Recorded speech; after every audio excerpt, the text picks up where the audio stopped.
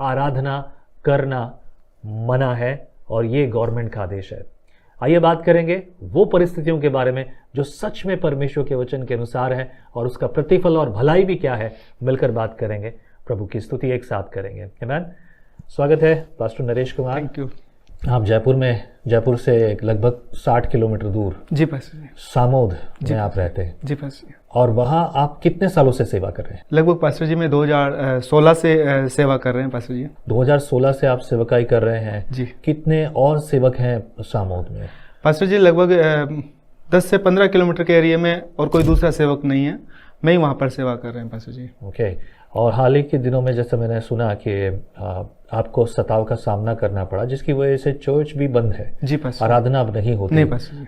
संगति के लिए क्या था उन दिनों? हम 16-17 से सेवा कर रहे हैं, बहुत अच्छे तरीके से हम लोग सेवा कर रहे थे। लेकिन वहाँ पर देखते हैं तो कुछ लोग हमारा विरोध तो करते थे, लेकिन फिर भी हम लोग उनके साथ में एक अच्छा प्यार से व्यवहार करते थे। तो जब कोरोना का समय आया तो वो जब कोरोना में कुछ लोग पीड़ित हुए, जो लोग हमसे कई सालों से बात नहीं कर रहे थे, उनसे उस कोरोना के समय परमेश्वर ने हमें अगुवाई की कि हम उनके पास जाकर उनके लिए प्रार्थना करें, और उन्होंने हमें स्वीकार भी किया और उन्होंने हमें प्रार्थना करने के लिए अवसर दिया। ये हमारे लिए सबसे बड़ी एक खुशी की बात थी। तो दुश्मन मित्र बन गए। जी pastor ji. Praise the Lord। हाँ, उन्होंने हमें अवसर दिया और जब हमने उनके लिए प्रार्थना की, उन लोगों ने इस बात का अनुभव किया कि हमारे परिवार के लोग हमसे मिलने तक नहीं आ रहे। जो इस रास्ते से होकर जाते थे वो भी दूसरा रास्ता देख रहे हैं, लेकिन ये लोग कितने भले लोग हैं जो आज हमारे घर पे आए, हम लोगों के लिए प्रार्थना कर रहे हैं नजदीक आकर, जबकि आसपास में भी लोग नहीं आ रहे। तो हमने उनके लिए प्रार्थना की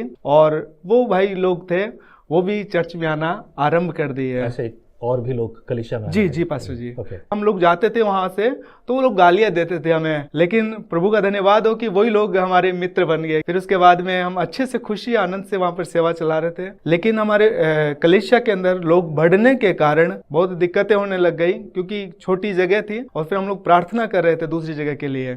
तो प्रभु ने हमें एक अच्छा भवन दिया और फिर हम लोग वहां पर दूसरी जगह रहकर हम लोग प्रार्थना करना आरंभ कर दिए। जब हम लोगों ने वहां पर नींव डाली, उसी दिन एक भाई आकर हम लोगों को बोला, आप यहाँ पर प्रार्थना नहीं करेंगे। मैंने कि क्यों? हमें कहा हमें पता है आप लोग यहाँ पर प्रार्थना करेंगे और हम लोग आपको यहाँ पर प्रार्थना करने नहीं देंगे। मैंने ज्यादा उनकी तरफ फोकस नहीं किया, लेकिन प्रभु की आत्मा की अगुवाई थी कि हम लोग वहां पर ही रहकर सेवा करें। जैसे वो हमारा भवन बन कर चालू हो गया तो उस समय लगभग 6 से 7 महीने तक कोई भी डिस्टर्बेंस नहीं था, हम अच्छे से चला रहे थे। कलीसिया बहुत तेजी के साथ बढ़ रही थी, एक बहुत आनंद का एक उत्सव था वहां पर। हम अनुभव कर रहे थे इस बात को कि परमेश्वर बड़ा अद्भुत काम करने जा रहा है इधर। हम उपवास प्रार्थना करते थे नाइट की। लेकिन अचानक से ऐसा हुआ कि एक दिन मैं मार्केट में जा रहा था तो किसी भाई ने मुझे बोला कि आपके खिलाफ में षड्यंत्र रचा जा रहा है और अगले रविवार को आपके ऊपर अटैक हो सकता है।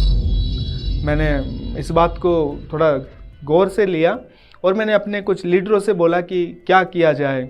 कौन था वो भाई जो आपको बता रहा था? क्या वो चर्च में आता था? वो आज से लगभग 2017 से लेकर 18 तक वो चर्च में आया, लेकिन उसके बाद में वो वापस से पीछे हो गया। जो प्रभु ने सिखाया कि अगर आकर भी कोई चला जाता है तो हम उनसे व्यवहार जो है, प्रेम जो है, हमेशा कंटिन्यूली हम लोग रखते हैं। फिर उसके बाद में मैंने कुछ अगुओं से भी सलाह ली।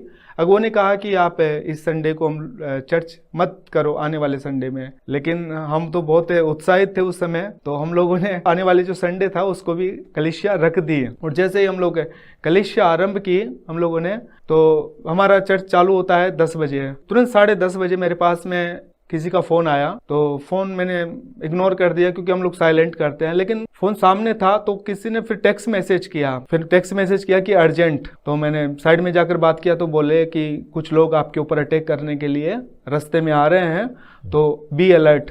तो मतलब किसी ने आपको पहले बताया कि कोई आपके ऊपर अटैक करने आया? जी पास्टर जी। और ये भी पहचान वाला व्यक्ति? जी पास्टर। फिर उसके बाद में मैंने चर्च में किसी को नहीं बोला, लेकिन उस दिन हमारा प्रभु भोज का दिन था।